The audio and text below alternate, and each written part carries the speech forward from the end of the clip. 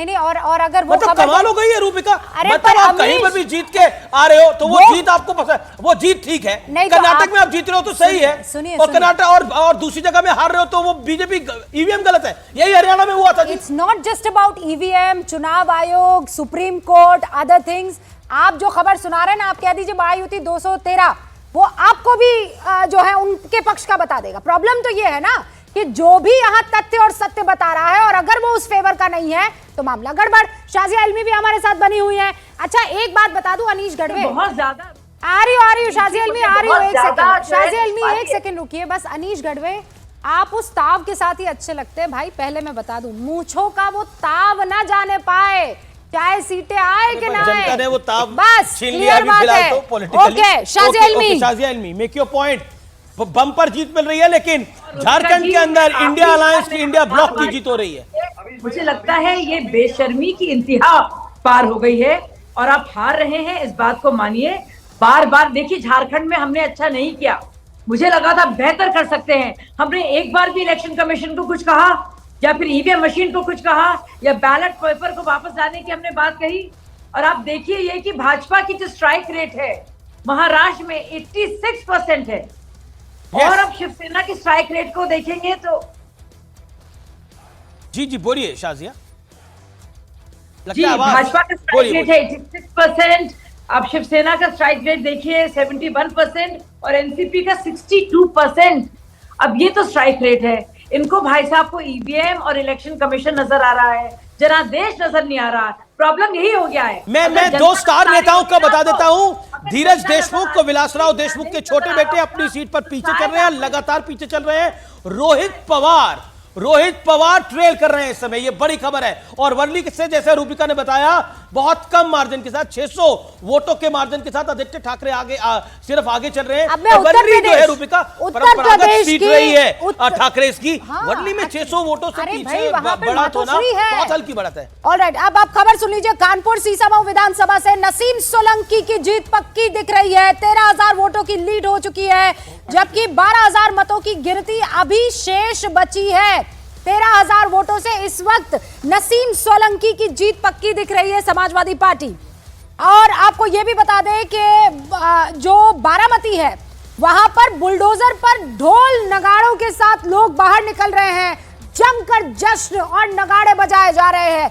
दूसरी एक और खबर, महाराष्ट्र के नतीजों की समीक्षा होनी चाहिए, तुरंत ईवीएम को लेकर बैठक जो है वो की जानी चाहिए। शिवसेना यूबीटी के ईवीएम पर सवाल पर बोले आरजेडी प्रवक्ता मनोज झा। यानी अब पूरा का पूरा इंडिया गठबंधन, लेकिन एक इंटरेस्टिंग डेवलपमेंट, ईवीएम के मसले पर एकनाथ शिंदे से पूछा गया कि मुख्यमंत्री कौन होगा, तो उन्होंने बोला हमारे वरिष्ठ नेता मोदी जी हैं, हम सब बैठेंगे, बात तय करेंगे, अभी पूरा रिजल्ट तो आ जाने दीजिए। और उन्होंने बोला कि हम, मोदी जी हमारे अभिभावक हैं, वो जो निर्णय करेंगे अंतिम निर्णय नरेंद्र मोदी का होगा, ये कहा है एकनाथ शिंदे ने। और अंतिम निर्णय सबसे महत्वपूर्ण चीज, फडणवीस के पीछे आरएसएस है, आरएसएस के गढ़ से है वो।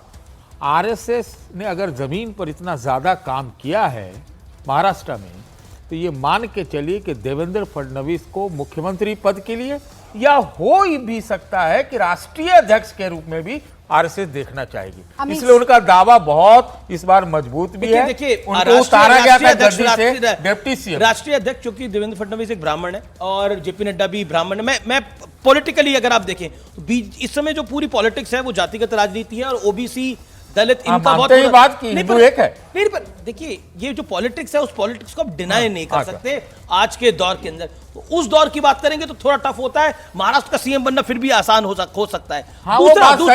दूसरा बड़ा पॉइंट देखिए, all said and done, Devendra Fadnavis Maharashtra में बीजेपी का सबसे बड़ा चेहरा है, उसको आप डिनाई कैसे करेंगे? और जब पब्लिक ने वोट डाला है, 125-30 सीटें आ रही हैं बीजेपी के अपने बूथे के ऊपर, तो ये बहुत बड़ा मैंडेट है। रांची से हमारे साथ हमारे सहयोगी लगातार पीछे चल रहे हैं और चुनाव हार जाएंगे ऐसा लग रहा है। उनका रुख करते हैं। बताइए सर, क्या जानकारी इस वक्त मिल रही है हमें, और किस तरीके का माहौल वहां पर दिखाई दे रहा है?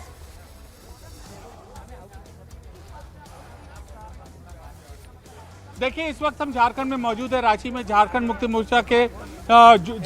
मोर्चा के मुख्यालय पे मौजूद है और यहाँ पर पीछे देखिए अब कार्यकर्ताओं का जो जमावड़ा है वो शुरू हो चुका है। हमारे साथ झारखंड मुक्ति मोर्चा के जिला के अध्यक्ष अभी आप लोग आए हैं, अर्ली ट्रेंड्स जो मिल रहे हैं उसमें लीड की खबर मिल रही है।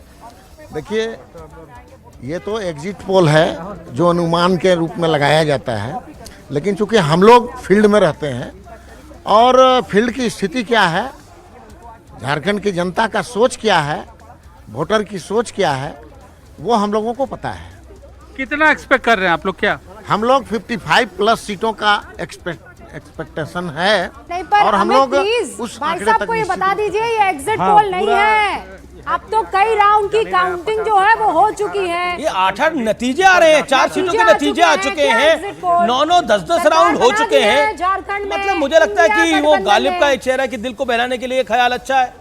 अब ख्याल में रहते रहिए तो कोई फर्क नहीं पड़ता। अभी विलासराव देशमुख तहसीन के पूनावाला ने छोटे ट्वीट करा है, बेटे इस वक्त 3000 वोटों से लातूर में आगे चल रहे हैं। इस वक्त छोटे बेटे धीरज पीछे देशमुख पीछे चल रहे हैं, पीछे चल रहे हैं धीरज देशमुख, ये सरप्राइज होता। पीछे चल रहे हैं। अभी कुछ देर सातवें पहले राउंड में तहसीन भी। पूनावाला ने ट्वीट करा है, उन्होंने बोला कि कृपया करके एमवीएम ईवीएम को ब्लेम ना करें, लेकिन संजय राउत ने कर ही दिया है। अभी आपके सामने हनीश थे, उन्होंने भी कह रहे थे देखिए ईवीएम में गड़बड़ नहीं है, पब्लिक का सेंटिमेंट समझने में गड़बड़ है। लोकसभा में बीजेपी नहीं समझ पाई महाराष्ट्र का सेंटिमेंट और इसमें आप नहीं समझ पाए। देखिए, मैं फिर कहता हूं, लोकसभा में उत्तर प्रदेश और महाराष्ट्र में नैरेटिव चला संविधान बदलने का, नैरेटिव चला कि कहीं ना कहीं काट की हांडी बार बार नहीं वहां चलती पे है। चला कि आप रिजर्वेशन को समाप्त कर देंगे, तो वो जब रिजर्वेशन को समाप्त करने की बात चली तो उसका नुकसान बीजेपी को पर हुआ। लोकसभा लेकिन के इस बारी आप श्रीकांत देखिएगा, शिंदे फोन लाइन पर हमारे साथ जुड़े हैं। श्रीकांत जी, बहुत बहुत बधाई। स्टूडियो से रुबिका आपके